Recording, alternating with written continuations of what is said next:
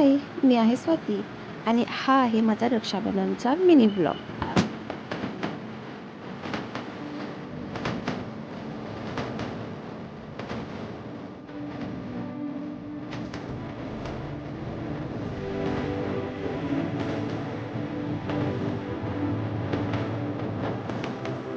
आणि हा आहे माझा रक्षाबंधनचा लूक. कसा वाटलं नक्की सांगा.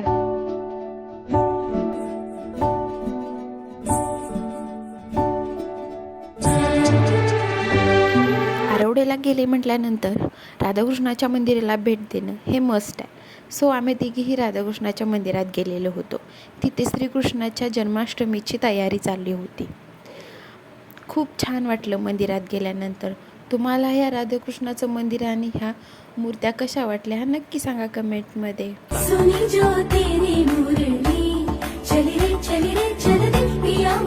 हरे कृष्ण म्हणत आम्ही प्रसाद घेतला आणि आम्ही निघालो गार्डन फिरायला. तिथे मयुरी आणि आदू खूपच खेळत होत्या, मस्ती करत होत्या.